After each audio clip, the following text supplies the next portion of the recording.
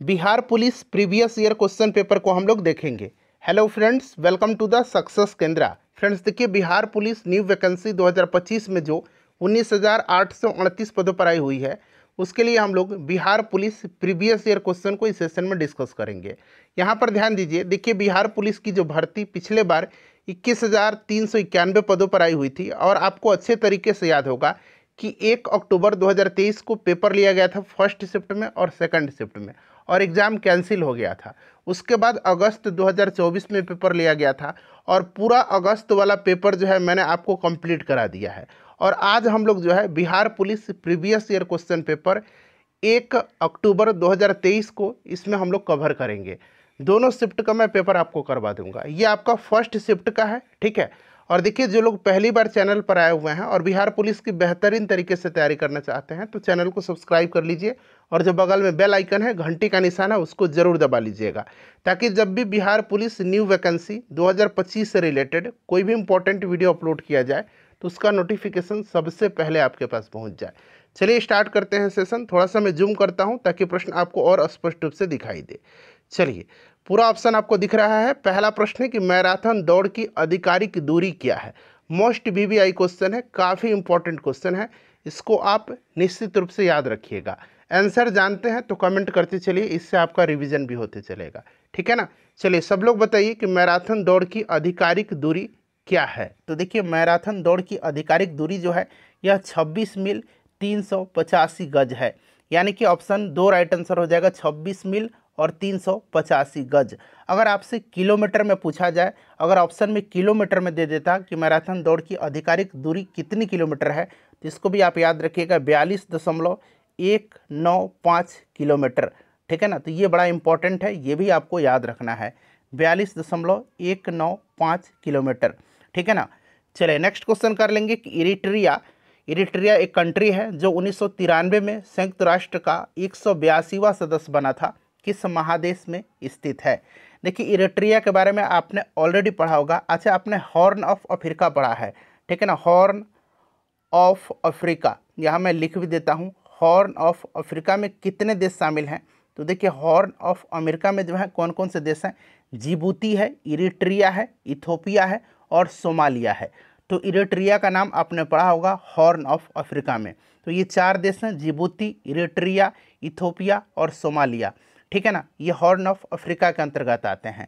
और इरिट्रिया 1993 में संयुक्त राष्ट्र का 182वां सदस्य बना था। यह अफ्रीका में है, ऑप्शन 2 राइट आंसर हो जाएगा। अच्छा, इरिट्रिया की राजधानी जो है ये कहाँ पर है, तो अस्मारा है। इरिट्रिया की राजधानी कहाँ है, तो अस्मारा इसकी राजधानी है, ये भी आप याद रख सकते हैं, ठीक है। चलिए फ्रेंड्स, उसके बाद नेक्स्ट क्वेश्चन है कि किस भारतीय वैज्ञानिक को न केवल नोबेल पुरस्कार अपितु भारत रत्न भी प्राप्त करने का सम्मान प्राप्त है। ये कौन से भारतीय वैज्ञानिक हैं जिनको न केवल नोबेल प्राइज़ बल्कि इनको भारत रत्न से भी सम्मानित किया जा चुका है।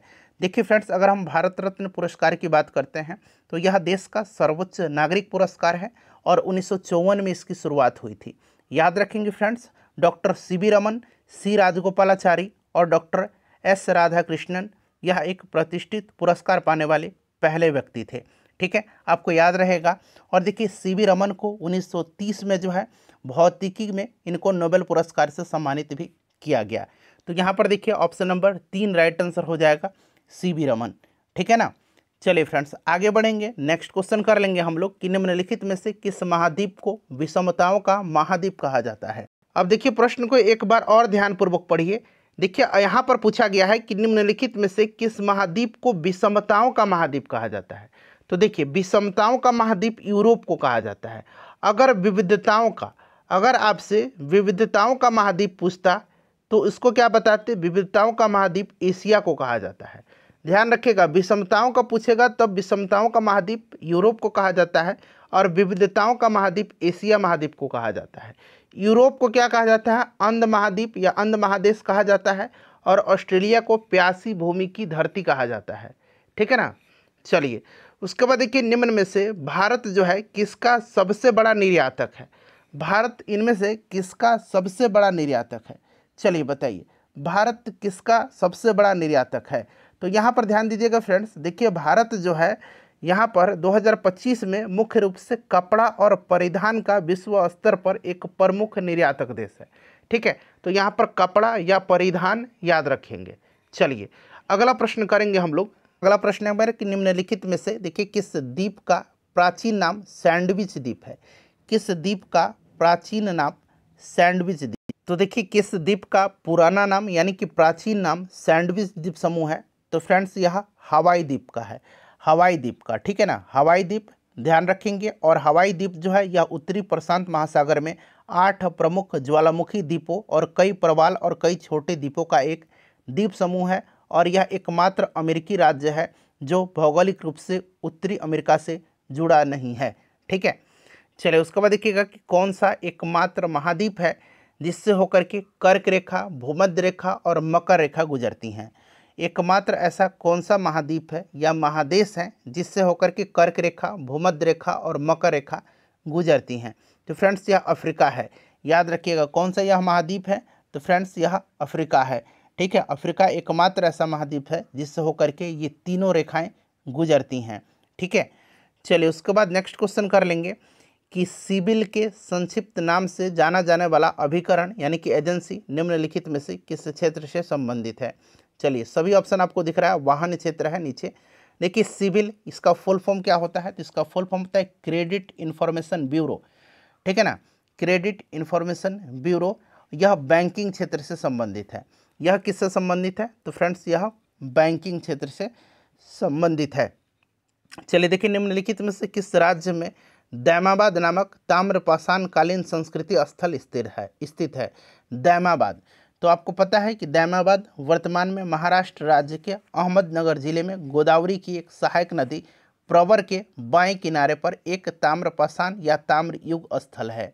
ठीक है ना, तो यहाँ पर देखिए ये महाराष्ट्र राइट आंसर हो जाएगा। देखिए प्राचीन कालीन लार्ड खान, देखिए यहाँ मैं अंग्रेजी में भी लिख देता हूँ। ठीक है ना, प्राचीन कालीन लार्ड खान मंदिर जो है निम्नलिखित में से किस स्थान पर स्थित है? तो यहाँ पर ध्यान दीजिएगा। देखिए फ्रेंड्स यह मंदिर जो है यह कर्नाटक में है। ठीक है ना, याद रखिएगा इसको जो है यह चालुक्य शिव मंदिर है और इसको लार्ड खान मंदिर भी कहा जाता है। कर्नाटक के एहोल में स्मारकों के समूह में यह स्थित है और यह भगवान शिव को समर्पित है। और इस मंदिर का निर्माण चालुक्य वंश के द्वारा 5वीं शताब्दी ईस्वी में किया गया था। तो यहाँ पर देखेंगे तो राइट आंसर इसका क्या हो जाएगा? अभी मैंने आपको बताया था, बताइए राइट आंसर इसका क्या हो जाएगा? एहोल के स्मारक में के समूह में स्थित है। ठीक है ना, देखिए निम्नलिखित को सुमिलित कीजिए। अब यहाँ पर देखिए सुमिलित करना है और नीचे यहाँ आपको राइट आंसर चुन करके बताना है। तो चलिए मिला लेते हैं हम लोग। उगते सूर्य की भूमि किसको कहा जाता है? तो यह जापान को कहा जाता है। किसको कहा जाता है फ्रेंड्स? जापान को कहा जाता है। मध्य रात्रि सूर्य की भूमि किसको कहा जाता है? तो यह नॉर्वे को कहा जाता है। हजार झीलों की भूमि आपको पता है ये फिनलैंड को कहा जाता है। और वज्र की भूमि लैंड ऑफ थंडरबोल्ट आपको पता है किसको कहा जाता है? भूटान को कहा जाता है। ठीक है ना, तो यहाँ पर देखेंगे एक किसी भी ऑप्शन में नहीं होना चाहिए। ठीक है ना, इसका राइट आंसर होगा 3। देखिए 3। ठीक है, उसके बाद आपका 4, 2 और 5। तो यहाँ पर राइट आंसर क्या हो जाएगा फ्रेंड्स? आप देखेंगे तो ऑप्शन नंबर 3, 4, 2, 5 ऑप्शन आपका ये वाला सही होना चाहिए, क्योंकि यहाँ पे देखिए एक है, ये नहीं होगा, यहाँ भी एक है, यहाँ भी एक है, तो इस ये वाला ऑप्शन सही होगा। इस तरह से आप एलिमिनेट कर सकते हैं इसको। देखिए भारत का संविधान भारत को कैसे वर्णित करता है? देखिए फ्रेंड्स अगर आप बिहार पुलिस 2025 की बेहतरीन तैयारी करना चाहते हैं तो सबसे पहले आप चक्षु पब्लिकेशन का संपूर्ण स्टडी गाइड पढ़िए। यहाँ पर मैं आपको दिखा देता हूँ, ये चक्षु पब्लिकेशन का बिहार पुलिस भर्ती 2025 के लिए कंप्लीट स्टडी गाइड है, संपूर्ण स्टडी गाइड है। और ये स्टडी गाइड एक्सपर्ट की निगरानी में तैयार किया गया है। इसमें बिहार पुलिस का पूरा सिलेबस कवर किया गया है। यहाँ पर मैं आपको पाठ्यक्रम दिखा देता हूँ। यहाँ पर देख लीजिए पूरा हिंदी का सिलेबस कवर किया गया है। जितना कुछ भी आपको बिहार पुलिस के लिए हिंदी में पढ़ना है सब कुछ कवर किया गया है। उसी प्रकार से यहाँ पर इंग्लिश का पूरा सिलेबस कवर किया गया है। फिर देखिए गणित का भी यहाँ पर पूरा सिलेबस आपका कवर किया गया है। सामाजिक विज्ञान में देखिए हिस्ट्री का सिलेबस पूरा कवर किया गया है। इसी प्रकार से यहाँ पर आप देखेंगे तो पॉलिटी का कवर किया गया है, भूगोल का कवर किया गया है और पॉलिटी का भी यहाँ पर कवर किया गया है, राजनीति शास्त्र का। ठीक है, साइंस वाले सेक्शन में देख लीजिए, साइंस में यहाँ पर आप देख लीजिए सामान्य विज्ञान में ये फिजिक्स का सिलेबस हो गया, पूरा सिलेबस कवर किया गया है कंप्लीट, और बहुत ही बढ़िया कंटेंट है ये आपके बिहार पुलिस एग्जाम 2025 के लिए। यहाँ पर आप देखिए केमिस्ट्री का है, उसी प्रकार से मैं आपको यहाँ पर दिखा भी देता हूँ, बायोलॉजी का यहाँ पर पूरा सिलेबस दिया गया, कंप्लीट बायोलॉजी जितना भी आपको बिहार पुलिस में पढ़ना है सब कुछ यहाँ पर दिया गया है। और देखिए फ्रेंड्स, चक्षु पब्लिकेशन का बिहार पुलिस का प्रैक्टिस सेट भी आता है, तो आप इस प्रैक्टिस सेट को लगा करके अपने तैयारी को और भी बूस्ट कर सकते हैं। प्रैक्टिस सेट के साथ साथ Bihar police previous year solved paper के लिए एडुका जोन का ये बुक परचेज कर लीजिए, जिससे आपकी प्रिपरेशन को और भी धार मिल जाएगा और आपकी प्रिपरेशन कंप्लीट हो जाएगी। भारत का संविधान भारत को कैसे वर्णित करता है? तो भारत जो है यह क्या, राज्यों का एक संघ है। ठीक है ना, आपका संविधान का जो अनुच्छेद 1 है, अनुच्छेद 1, इसमें कहा गया है कि इंडिया अर्थात भारत राज्यों का एक संघ होगा। ठीक है ना, चलिए उसके बाद नेक्स्ट क्वेश्चन है कि सूचना का अधिकार अधिनियम किस वर्ष लागू किया गया था? सूचना का अधिकार अधिनियम लागू कब हुआ था? तो फ्रेंड्स देखिए, ये लागू हुआ था कब? 15 जून 2005 को राष्ट्रपति की सहमति इसको प्राप्त हुई थी। ठीक है ना, और सूचना का अधिकार जो था, सूचना का अधिकार अधिनियम, यह ध्यान रखिएगा लागू हुआ था कब? 12 अक्टूबर 2005 से यह पूरी तरह लागू हो गया था। ठीक है ना, 12 अक्टूबर 2005 से ये पूरी तरह 2005 से 12 अक्टूबर के दिन लागू हुआ था। ठीक है ना, और 15 जून 2005 को राष्ट्रपति के द्वारा इसको सहमति मिल गई थी। ठीक है, चलिए उसके बाद देखिएगा कि आम चुनाव के बाद प्रोटेम स्पीकर पूछा गया है। तो देखिए, प्रोटेम स्पीकर के बारे में आपको मैं बता देता हूँ। प्रोटेम शब्द जो है यह एक लैटिन वाक्यांश है जिसका अर्थ है कुछ समय के लिए। ठीक है ना, और देखिए आम चुनाव के बाद राष्ट्रपति के द्वारा प्रोटेम स्पीकर की नियुक्ति की जाती है, और प्रोटेम स्पीकर लोकसभा की पहली बैठक की अध्यक्षता करता है, और उसी बैठक में क्या होता है कि लोकसभा के सदस्य अपने में से एक अध्यक्ष चुन लेते हैं लोकसभा का। ठीक है, तो जैसे ही आपका नवनिर्वाचित जो आपका सांसद हो जाते हैं ना, तो वो पद की शपथ उनको दिलवाते हैं ये प्रोटेम स्पीकर, और फिर एक अध्यक्ष चुना जाता है और प्रोटेम स्पीकर का पद समाप्त हो जाता है। तो इस तरह से राइट आंसर इसका क्या होगा? ऑप्शन नंबर यहाँ पर देखेंगे तो भारत के राष्ट्रपति के द्वारा नियुक्त किए जाते हैं। देखिए, भारत के संविधान का विचार किसने दिया था? भारत के संविधान का विचार पूछा गया है, किसने दिया था? देखिए, भारत के लिए संविधान सभा का विचार पहली बार एम.एन. रॉय के द्वारा सामने रखा गया था। 1934 में भारत में कम्युनिस्ट आंदोलनों के ये अग्रणी प्रणेता थे, और आपको पता है कि कैबिनेट मिशन की जो संस्तुति थी उसी के आधार पर 1946 में संविधान सभा का गठन किया गया था। ठीक है, तो यहाँ पर एम.एन. रॉय हो जाएगा। चलिए उसके बाद देखिएगा कि भारत के संविधान के किस भाग में मूल कर्तव्यों को सन्निहित किया गया है? मूल कर्तव्य पूछा गया है, यानी कि फंडामेंटल ड्यूटीज़ है, मूल अधिकार नहीं है, ये मूल कर्तव्य है। तो ये संविधान के भाग 4 क में है, भाग 4 ए में अनुच्छेद 51 ए के अंतर्गत इसको रखा गया है। वर्तमान में जो है फ्रेंड्स, अगर बात करते हैं कितने मूल कर्तव्य हैं, जरा आप मुझसे कमेंट करके बताइए। और 1976 में 42वां संविधान संशोधन के द्वारा इसको जोड़ा गया था। ठीक है, चलिए सरदार स्वर्ण सिंह समिति की अनुशंसा पर नेक्स्ट क्वेश्चन कर लेंगे। और देखिए, अगर हम बात करते हैं तो वर्तमान में 11 मूल कर्तव्य यानी कि मौलिक कर्तव्य हैं। ठीक है, देखिए अगला प्रश्न है कि संविधान किस आर्टिकल के तहत उच्च न्यायालय को जो है सभी अधीनस्थ न्यायालयों पर अधीक्षण की शक्तियां देता है? यह कौन सा आर्टिकल है? तो फ्रेंड्स, ये आर्टिकल 227 है, 227 है। ठीक है ना, इस चीज़ को आप याद रखिएगा, 227 है। ठीक है, इंपॉर्टेंट है, ध्यान रखेंगे। चलिए उसके बाद देखिए अगला प्रश्न है कि राज्यसभा के सदस्यों का चुनाव किसके द्वारा किया जाता है? राज्यसभा के सदस्यों का चुनाव, तो यहाँ पर देखिए 2 ऑप्शन आपको दिख रहे हैं, उसके बाद देखिए 2 ऑप्शन यहाँ पर है, जनगण द्वारा, लोकसभा के द्वारा। बताइए राइट आंसर इसका क्या हो जाएगा? राज्यसभा, इसको उच्च सदन कहा जाता है। और देखिए फ्रेंड्स, इसके सदस्यों का चुनाव राज्यों और केंद्र शासित प्रदेशों की विधानसभाओं के निर्वाचित सदस्यों के द्वारा एकल संक्रमणीय वोट के माध्यम से अनुपातिक प्रतिनिधित्व प्रणाली के अनुसार किया जाता है। ठीक है, और राज्यसभा के सदस्य के रूप में चुने जाने के लिए कम से कम उसे 30 वर्ष या फिर उससे अधिक आयु पूरी कर लेनी चाहिए, भारत का नागरिक होना चाहिए। ठीक है, ये सब आपको ध्यान रखना है। और राज्यसभा के सदस्यों का कार्यकाल 6 वर्ष का होता है। प्रत्येक दूसरे वर्ष राज्यसभा के 1/3 सदस्य जो होते हैं ये सेवानिवृत्त होते हैं। तो यहाँ पर देखिए ऑप्शन नंबर 1 राइट आंसर हो जाएगा, विधानसभा के निर्वाचित सदस्य। ठीक है, ऑप्शन के हिसाब से। चलिए, भारत के किसी भी मामले को कहीं भी स्थानांतरित करने का अधिकार किसे है? भारत में किसी भी मामले को कहीं भी स्थानांतरित करने का अधिकार किसे है? तो यह अधिकार जो है फ्रेंड्स, यह सुप्रीम कोर्ट का है, सर्वोच्च न्यायालय को है। ठीक है, सर्वोच्च न्यायालय को है। चलिए, उसके बाद देखिएगा कि स्थानीय सरकार के अवगुण क्या है। यहाँ पर अवगुण पूछा गया है। ठीक है, स्थानीय सरकार के अवगुण क्या है? देखिए, स्थानीय सरकार की अवगुण की बात करते हैं तो यहाँ पर राइट आंसर इसका उपयुक्त सभी हो जाएगा। एक बार आप सभी पढ़ लीजिए, सभी ऑप्शन को। थोड़ा सा मैं छोटा कर देता हूँ ताकि आपको पूरा दिखाई दे। तो ऑप्शन 4 हो जाएगा, उपयुक्त सभी। चलिए, उसके बाद देखिएगा कि समग्र आपूर्ति की तुलना में कुल मांग में अत्यधिक वृद्धि के परिणाम स्वरूप कीमतों के समान स्तर में लगातार वृद्धि को क्या कहा जाता है? बताएंगे राइट आंसर क्या होगा? इसको क्या कहा जाता है बताइए? तो फ्रेंड्स, इसको कहा जाता है मांग जन्य मुद्रास्फीति। ठीक है ना, मांग जन्य मुद्रास्फीति। ठीक है, इसको ध्यान रखिएगा। तो यहाँ पर ऑप्शन नंबर 1 राइट आंसर हो जाएगा, मांग जन्य मुद्रास्फीति। ठीक है, चलिए नेक्स्ट क्वेश्चन कर लेंगे। अगला प्रश्न है हमारा कि निम्नलिखित में से कौन भुगतान संतुलन के चालू खाते का हिस्सा नहीं है? भुगतान संतुलन के चालू खाते का हिस्सा नहीं है। चालू खाते में दृश्य और अदृश्य दोनों वस्तुओं के निर्यात और आयात का मूल्य शामिल है और चालू खाते में या तो अधिशेष या घाटा हो सकता है। इन सेवाओं, हितों, मुनाफों, लाभांशों और विदेशों से एक तरफा जो प्राप्त भुगतान होता है ये निर्यात और आयात में शामिल होता है। ये सब ध्यान रखेंगे। पूंजीगत प्राप्तियां और भुगतान होगा इसका आंसर। देखिए, व्यापार घाटा उस स्थिति का वर्णन करता है जहां व्यापार घाटा उस स्थिति का वर्णन करता है जहां वस्तुओं का निर्यात उसके आयात से कम हो। ठीक है ना, इस चीज़ को आप याद रखेंगे। तो राइट आंसर इसका क्या होगा? ऑप्शन नंबर 2 करेक्ट आंसर इसका हो जाएगा। ठीक है, चलिए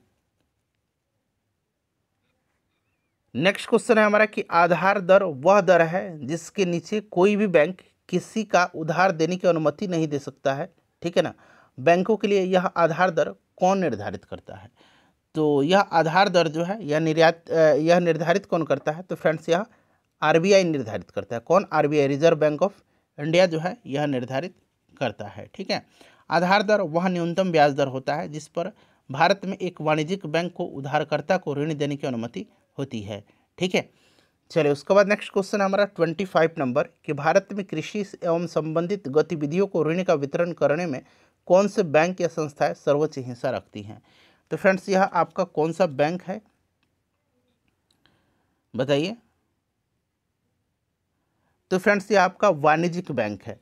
ठीक है ना, वाणिज्यिक बैंक यहाँ पर आपका राइट आंसर हो जाएगा। सहकारी बैंक भी है, ठीक है ना, लेकिन इसमें सर्वोच्च पूछा गया है तो आपका राइट आंसर आपका वाणिज्यिक बैंक हो जाएगा। ठीक है, अनुसूचित वाणिज्यिक बैंक सबसे बड़े ऋण प्रदाता है, जिसके बाद सहकारी समितियाँ और क्षेत्रीय ग्रामीण बैंक भी आती हैं। तो ये आपका हो जाएगा आंसर। चलिए, भारत के सर्वप्रमुख मुख्य चुनाव आयुक्त कौन थे? बड़ा बार पूछा जाता है। तो ये सुकुमार सेन थे। और प्रथम महिला मुख्य चुनाव आयुक्त पूछता तो वीएस रमा देवी थी।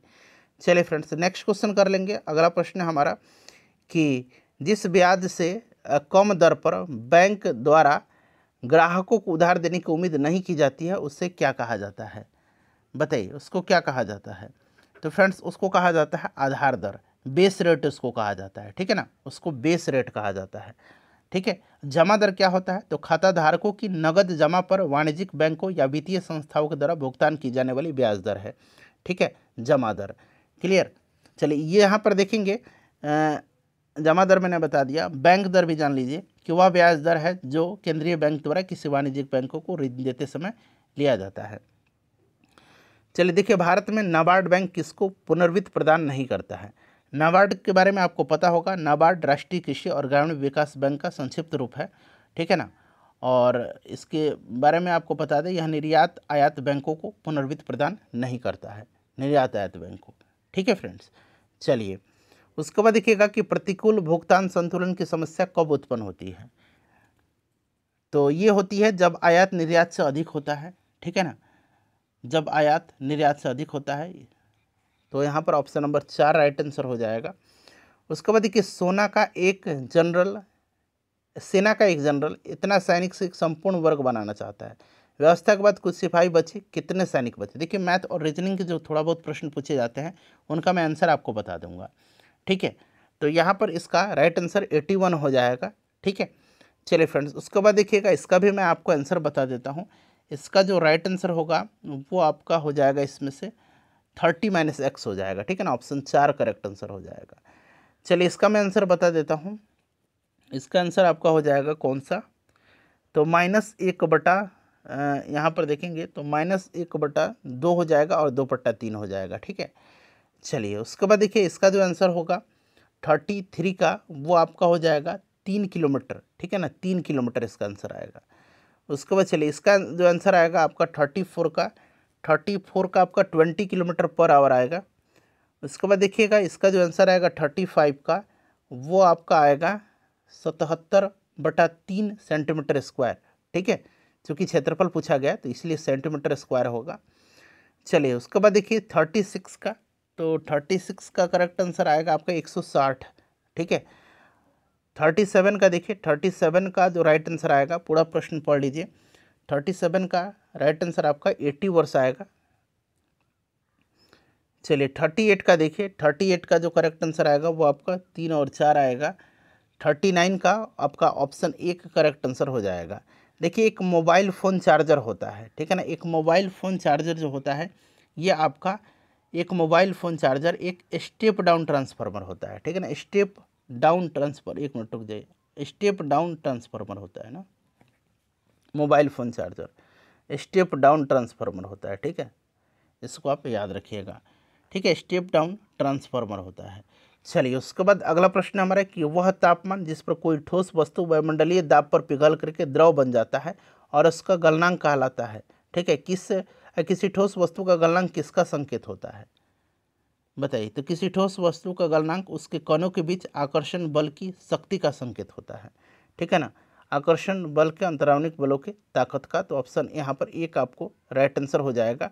देखिए एक विद्युत हीटर 2 सेकंड में 200 जूल कार्य करता है। यदि उस सर्किट में 2 एम्पियर विद्युत हो तो उस हीटर का प्रतिरोध का पता लगा। अब यहाँ पर देखिएगा आपको पता है कि P = क्या होता है, W/T होता है, यानी कि वर्क अपॉन टाइम। तो वर्क 200 जूल है और टाइम 2 सेकंड है, तो 200/2 यानी कि ये आ गया आपका 100 वाट। ठीक है ना, 100 वाट आ गया पावर आपका। अब देखिए R होता है आपका P/I²। ठीक है, अब P दिया कितना, P अभी हमने निकाला है पावर 100 वाट और I कितना है 2 है, तो 2 का स्क्वायर यानी कि 4, यानी कि 25 ओम यहाँ पर राइट आंसर होगा। तो देखिए 25 ओम करेक्ट आंसर हो जाएगा। चलिए एक घर में बिजली के उपकरण जुड़े होते हैं। एक घर में बिजली के जो उपकरण होते हैं ये आपके समानांतर क्रम में जुड़े होते हैं। इस चीज़ को आप ध्यान रखिएगा, समानांतर क्रम में जुड़े होते हैं। ठीक है ना, समानांतर में ऑप्शन 2 राइट आंसर होगा। देखिए एक वस्तु 10 सेंटीमीटर त्रिज्या के वृत्ताकार पथ में गति करता है। यदि यह वृत्ताकार पथ को 2 चक्कर लगाता है तो वस्तु का विस्थापन कितना होगा। वस्तु का विस्थापन किसी पिंड की प्रारंभिक और अंतिम स्थिति के बीच की सबसे छोटी दूरी होती है। ठीक है, तो यहाँ पर इसका देखिए 0 हो जाएगा। क्लियर, विस्थापन होगा ही नहीं यहाँ पर। ठीक है, चक्कर लगा करके फिर वहीं पर पहुँच रहा है। देखिए एक वस्तु 16 मीटर की ऊंचाई से मुक्त रूप से धरती की ओर गिरती है। धरती से टकराने में लगने वाला समय कितना होगा। धरती से टकराने में लगने वाला समय क्या होगा, बताइए। करेक्ट आंसर यहाँ पर क्या होगा, तो ये आपका होगा लगभग 1.8 सेकंड के आसपास होगा। ठीक है, इसको आप याद रख लीजिएगा। निम्नलिखित में से किसकी स्थापना गोपाल कृष्ण गोखले ने किया था। तो गोपाल कृष्ण गोखले ने किसकी स्थापना किया था, भारतीय समाज के सेवक का। ठीक है ना, ये आपको याद होगा, सर्वेंट्स ऑफ इंडिया सोसाइटी की स्थापना इन्होंने 1905 में किया था। ठीक है, चलिए उसके बाद फ्रेंड्स नेक्स्ट क्वेश्चन कर लेंगे। अगला प्रश्न है हमारा कि अखिल भारतीय दलित वर्ग संघ की स्थापना किसने किया था। अखिल भारतीय दलित वर्ग संघ की स्थापना बाबा साहब अम्बेडकर जी ने 1930 में किया था। सत्यमेव जयते उक्ति कहाँ से ली गई है। सत्यमेव जयते को लिया गया है कहाँ से, तो फ्रेंड्स इसको लिया गया है मुंडको उपनिषद से। ठीक है, चलिए उसके बाद देखिएगा कि निम्नलिखित में से कौन सा नारा सुभाष चंद्र बोस के द्वारा दिया गया है। तो सुभाष चंद्र बोस ने जय हिंद का नारा दिया है। ठीक है, जय हिंद का नारा इन्होंने दिया है। ठीक है। चलिए देखिए, पहला प्राचीन ग्रीक ओलंपिक खेल कब शुरू किया गया था? प्राचीन पूछा गया है। वैसे तो 1896 वाला आपको याद होगा, आधुनिक वाला, लेकिन प्राचीन वाला जो है ये 1776 ईसा पूर्व में ओलंपिया में किया गया था। ओलंपिया में देखिए पहला कांग्रेस का अधिवेशन आयोजित किया गया था कहाँ पर? तो फ्रेंड्स ये WC बनर्जी की अध्यक्षता में बॉम्बे में हुआ था। यहाँ पर देखिए WC बनर्जी की अध्यक्षता में बॉम्बे में हुआ था। ठीक है, इस चीज़ को आप याद रखिएगा, 1885 में। नेक्स्ट क्वेश्चन है कि पाटलिपुत्र नगर के संस्थापक कौन था? तो पाटलिपुत्र नगर का संस्थापक उदयन था। ठीक है, तो उदयन यहाँ पर राइट आंसर हो जाएगा। अजातशत्रु का बेटा था उदयन। देखिए नेक्स्ट क्वेश्चन है कि नालंदा महाविद्यालय के प्रमुख महान बंगाली विद्वान कौन थे? तो ये महान बंगाली विद्वान का जो नाम था ये शीलभद्र थे। कौन थे? शीलभद्र थे। ठीक है, शीलभद्र, इसको आप याद रखिएगा, बंगाली विद्वान। देखिए अंग्रेजी का प्रश्न है कि कह रहा है कि यहाँ पर आपका फ्रेज दिया गया है one who walks in sleep. One who walks in sleep यानी कि नींद में जो चलता है उसको हम लोग क्या कहेंगे? वन वर्ड सब्स्टिट्यूशन है ये, बताइए। तो फ्रेंड्स इसको हम लोग बोलते हैं सोमनाम्बुलिस्ट। ठीक है ना, इस चीज़ को आप याद रखिएगा। ईगोइस्ट किसको कहा जाता है? तो अहंकारी को ईगोइस्ट कहा जाता है। ठीक है ना, अहम जो वादी होता है। अल्ट्रुइस्ट जो है यहाँ पर ये परोपकारी को कहा जाता है। ठीक है, चलिए उसके बाद नेक्स्ट क्वेश्चन कर लेंगे कि select the most appropriate synonym है, यानी कि पर्यायवाची बताना आपको कोइंसिडेंस का। तो इसका मतलब संजोग होता है। ठीक है ना, तो यहाँ पर आप कह सकते हैं कि कोइंसिडेंस का क्या होगा? यहाँ पर संयोग होगा, एक तरह से आप कहिए। तो यहाँ पर आपका क्या हो जाएगा? तो यहाँ पर आपका चांस हो सकता है। ठीक है ना, चलिए select the most appropriate meaning for the given idiom having a soft spot for. Having a soft spot for इसका मतलब होता है कि किसी के प्रति विशेष प्यार होना। ठीक है, तो राइट आंसर हो जाएगा बीइंग फॉन्ड ऑफ यहाँ पर। चलिए उसके बाद देखिएगा कि यहाँ पर पूछा गया है कि ripe mangoes have started to डेस दिया गया, खाली स्थान भरना है। तो यहाँ पर होगा आपका फॉल ऑफ। ठीक है, फॉल ऑफ का यूज़ होगा। चलिए उसके बाद देखिएगा एंटोनिम बताना है, उल्टा शब्द बताना है डिसीव का। डिसीव का मतलब होता है धोखा देना। ठीक है, तो यहाँ पर सपोर्ट हो जाएगा। चलिए उसके बाद देखिएगा कि Swati is gentle her sister, खाली स्थान दिया गया इट। तो यहाँ पर होगा आपका मस्ट हैव डन। ठीक है, नेक्स्ट क्वेश्चन है हमारा कि select the option that can be used as a one word substitution. ठीक है, a person who helps willingly without being paid for it. तो इसको क्या कहा जाता है? इसको हम लोग वॉलंटियर बोलते हैं, इसको वॉलंटियर बोला जाता है। चलिए फिल इन द ब्लैंक्स है one account of overwork. On account of overwork he is क्या होगा? Run down. ठीक है ना, ही इज़ रन डाउन। ठीक है, काम करना बंद कर देना। चलिए उसके बाद देखिए इनमें से कौन अलवार महिला संत है? अलवार महिला संत, तो अलवार महिला संत इसमें से अंडाल थी। अंडाल राइट आंसर हो जाएगा। वाक्य के अशुद्ध भाग, यहाँ पर त्रुटि भाग है उसका चयन करना है। बताइए कहाँ पर यहाँ पर त्रुटि दिया गया है? तो दुख और क्षोभ हुए। देखिए दुख का यहाँ पर पर्यायवाची शब्द ही क्षोभ दिया गया है। ठीक है, तो उसकी खराब स्थिति को देखकर मुझे दुख और क्षोभ हुए। बताइए यहाँ पर कहाँ पर त्रुटि है? तो ये आपका सी पार्ट में त्रुटि है। दुख और क्षोभ का प्रयोग सही नहीं दिया गया है। ठीक है, चलिए नेक्स्ट क्वेश्चन है हमारा कि जो सब कुछ जानता है उसको हम लोग क्या बोलते हैं? तो उसको सर्वज्ञ बोला जाता है। उसके बाद देखिए कौवा घड़े में कंकड़ डालने लगा, एक कौवा को प्यास लगी, इसको सजाना है आपको। ठीक है, तो आप लोग सजा लीजिएगा। इसका आंसर मैं बता देता हूँ आपका। ठीक है, सबसे पहले तो कौवा को प्यास लगी, फिर बगीचे में उसने घड़ा देखा, फिर घड़े में बहुत पानी नीचे था तो कौवा कंकड़ डालने लगा, पानी ऊपर आ गया, पानी पी लिया, कौवा उड़ गया। चलिए समानार्थी शब्द का चयन करिए। समानार्थी शब्द का चयन करना है नियति का। तो नियति का आपका पता है ना कि नियति का क्या होगा? नियति का आपका भाग्य होता है। ठीक है, चलिए देवानंद का, एक मिनट रुक जाइए, हाँ ये 77 नंबर है। देवानंद का काम के प्रति लगन और निष्ठा क्या है? तो ये इसकी अनुकरणीय होना चाहिए। क्या दिया गया? अनुकरणीय ही राइट आंसर है। ठीक है, चलिए असंगत यानी कि बेमेल शब्द का चयन करना है। तो पाँव, नख, हस्त, नेत्र, इनमें से बेमेल कौन सा है? इनमें से निश्चित रूप से आपका नख जो है ये बेमेल है। ठीक है, चलिए उसके बाद देखिएगा कि वाक्य के त्रुटिपूर्ण भाग का चयन करना है। कहाँ पर त्रुटि दिया गया? कोई त्रुटि नहीं, ऑप्शन डी में दिख रहा है आपको ना। बताइए कहाँ पर त्रुटि है? तो इसमें आप देखेंगे तो आपका ये वाला त्रुटि है। ठीक है, क्योंकि स्त्री अध्यापिका कोई शब्द नहीं होता, स्त्री अध्यापिका, सीधे हम लोग अध्यापक और अध्यापिका बोलते हैं, स्त्री अध्यापिका थोड़ी होता है। चलिए उसके बाद देख लीजिएगा, तो तीसरा में है ऑप्शन सी में। ठीक है, ऑप्शन सी में है तीसरा में। चलिए किसके भक्तिपरक गीतों का संकलन अभंग नाम से प्रसिद्ध है? तो ये आपका नामदेव का है, अभंग नाम से प्रसिद्ध है। ठीक है, चलिए उसके बाद देखिएगा कि प्रश्वसित वायु में ऑक्सीजन की मात्रा कितनी है? तो इसमें ऑक्सीजन की मात्रा जो होती है ये आपका कितना होगा? ऑक्सीजन के 21% और नाइट्रोजन 78%, कार्बन डाइऑक्साइड 0.03% और आर्गन का मात्रा 0.9%। मनुष्य का निकटतम रिश्तेदार कौन सा है? तो मनुष्य का निकटतम रिश्तेदार इसमें से आपका कौन सा हो जाएगा? बताइए। मनुष्य का आपका ऑप्शन 2 होना चाहिए। चलिए निम्नलिखित में से किसमें प्रतिरक्षी गठन होता है? प्रतिरक्षी गठन, तो फ्रेंड्स ये आपका होता है प्रतिरक्षी गठन आपका रक्त प्लाज्मा कोशिका में। ठीक है, रक्त प्लाज्मा कोशिकाएं में एंटीबॉडी का निर्माण प्लाज्मा कोशिकाओं के द्वारा किया जाता है। चलो उसके बाद देखिए निम्न में से कौन मच्छर जनित रोग नहीं है? तो डेंगू है, मलेरिया है आपका। उसके बाद इसमें से आपका नींद की बीमारी जो है ना, एक प्रकार की मक्खी से होता है। ठीक है ना, मच्छर से नहीं। तो ऑप्शन 3 राइट आंसर हो जाएगा आपका।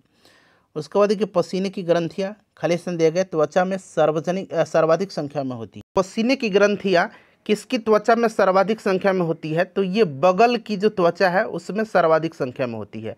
हाथ की हथेली, ठीक है ना, और पाँव का जो नीचे का तलवा होता है उसमें इनका घनत्व ज़्यादा पाया जाता है। यहाँ पर बगल राइट आंसर हो जाएगा। चलिए अगला प्रश्न करेंगे। नेक्स्ट क्वेश्चन है कि निम्नलिखित में से कौन कोशिका की तीक्ष्णता को बनाए रखता है? कोशिका की तीक्ष्णता को यानी कि टर्जिडिटी को बनाए रखता है। तो ये आपका वैक्यूल्स है। ठीक है ना, वैक्यूल्स याद रखिएगा। चलिए ये प्रश्न बड़ा पूछा गया है ऑलरेडी। देखिए जिस उत्तक की कोशिकाएं पतली भित्ति वाली जीवित कमोबेश आइसोडायमेट्रिक होती हैं, जिसमें अंतः कोशिकीय स्थान होता है, उससे क्या कहा जाता है? तो फ्रेंड्स उसको हम लोग कहेंगे पैरेन्काइमा। ठीक है ना। चलिए देखिए निम्नलिखित में से सही कथन का चयन करना है आपको, सही कथन का चयन करना है। बताइए राइट आंसर इसमें से क्या होगा? तो यहाँ पर देखेंगे क्लोरोप्लास्ट केवल पादप कोशिकाओं में पाए जाते हैं, जंतु कोशिका में नहीं। बिल्कुल यहाँ पर ये आपका सही दिया गया है। निम्नलिखित में से देखिए किस अणु या अणु की संरचना पिंजड़े जैसी होती है? बताइए। तो फ्रेंड्स ये संरचना होती है आपकी किसकी? तो यहाँ पर केवल 3 दिया गया है ना, फुलेरिन की। ठीक है, फुलेरिन की। उसके बाद नेक्स्ट क्वेश्चन है कि वीटी ग्राफ के अंतर्गत का क्षेत्रफल जो एक भौतिक मात्रा का प्रतिनिधित्व करता है उसकी इकाई क्या है? तो देखिए ये आपका वेग और समय ग्राफ वीटी है, वेग और समय, वी से वेलोसिटी और टी से आपका टाइम। ग्राफ के तहत क्षेत्र वस्तु के विस्थापन को दर्शाता है और विस्थापन का मात्रक आपको पता है कि मीटर होता है। निम्नलिखित में से कौन एक समांगी मिश्रण का उदाहरण है? एक समांगी मिश्रण का उदाहरण, तो इसमें से देखिए नमक का घोल जो है यह एक समांगी मिश्रण का उदाहरण है। चलिए उसके बाद देखिएगा कि निम्नलिखित में से कौन सा सही दिया गया है? सही इसमें से कौन सा दिया गया है? सभी ऑप्शन को एक बार देख लीजिए, बताइए अब सही कौन सा है इसमें से। तो देखिएगा जल योजन जो दूसरा हाइड्रेट बनाता है, प्लास्टर ऑफ पेरिस का जमना क्या होता है? तो जल योजन जो दूसरा हाइड्रेट बनाता है। ठीक है, चलिए और इसका फॉर्मूला क्या होता है? प्लास्टर ऑफ पेरिस का CaSO4 × ½ H2O होता है। याद रखिएगा, फॉर्मूला पूछा जाता है। लेकिन निम्नलिखित में से किसका या किनका उपयोग परमाणु रिएक्टरों में मंदक के रूप में किया जाता है?